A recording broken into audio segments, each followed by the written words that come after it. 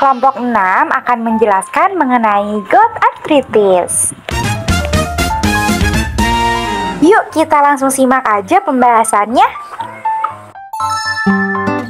Nah, ini dia anggota kelompok 6 yaitu Anissa Gilangsari, Rini Risnawati, Rizky Yudhistira, dan Teresia.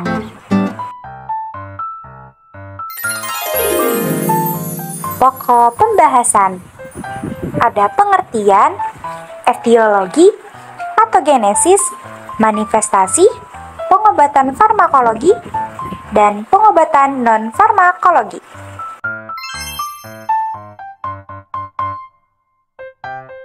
Nah, teman-teman, di sini ada pengertian dari gout arthritis.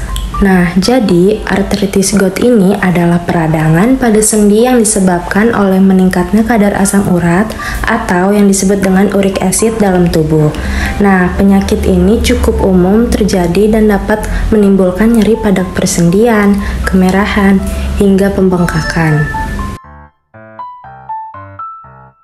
Lanjut kita masuk etiologi, dibagi menjadi 3. Yang pertama itu ada genetika.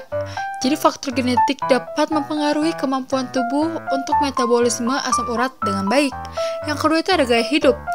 Jika kita pola makannya tinggi purin, konsumsi alkohol berlebihan, dan kelebihan berat badan atau obesitas ini dapat meningkatkan resiko gout arthritis ini. Yang ketiga itu kondisi kesehatan lainnya, di mana penyakit ginjal, diabetes, dan hipertensi yang dapat berkontribusi pada peningkatan asam urat dalam darah. Patogenesis yang pertama hiperurisemia, peningkatan kadar asam urat dalam darah yang dapat menyebabkan pembentukan kristal di sendi. Yang kedua ada deposisi kristal. Kristal asam urat yang terbentuk akan mengendap di dalam sendi dan memicu respon inflamasi. Nah, yang ketiga ada peradangan sendi. Respon imun tubuh terhadap kristal akan menyebabkan pembengkakan, nyeri, dan kekakuan pada sendi. Ada juga manifestasi. Artritis gout dapat menimbulkan rasa nyeri hebat secara tiba-tiba, seringnya terjadi saat malam hari. Selain itu, beberapa gejala yang juga dialami oleh penderita artritis gout adalah rasa nyeri yang berkelanjutan pada sendi, kemerahan pada sendi yang terdampak, pembengkakan sendi, kekakuan sendi, merasakan sensasi seperti terbakar pada sendi, dan sendi terasa lunak saat ditekan.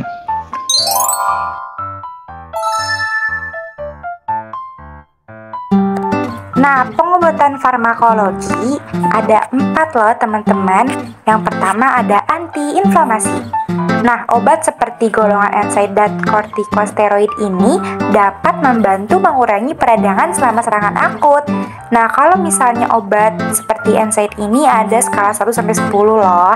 Nah, ini biasanya mengurangi peradangan juga. Nah, ada juga terapi simptomatik. Terapi simptomatik ini obat yang penghilang rasa sakit yang dapat meringankan gejala selama serangan. Nah, ada juga penurunan asam urat, di mana nantinya ada aliporinon dan febuxostat membantu menurunkan kadar asam urat loh. Nah, yang terakhir ada terapi jangka panjang. Nah, terapi ini digunakan dan diperlukan untuk mencegah serangan dan juga secara berulang dan juga mencegah serangan ataupun komplikasi. Nah, seperti itu pengobatan farmakologi.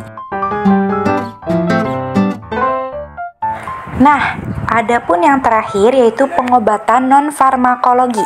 Dibagi menjadi 4 bagian. Yang pertama adalah diet. Diet juga merupakan membatasi asupan makanan yang kaya purin seperti daging merah, jeroan, dan minuman beralkohol. Adapun beraktivitas fisik seperti olahraga ringan yang dapat membantu menurunkan berat badan dan meningkatkan kesehatan sendi. Nah, aktivitas fisik ini diperlukan setidaknya sehari 30 menit.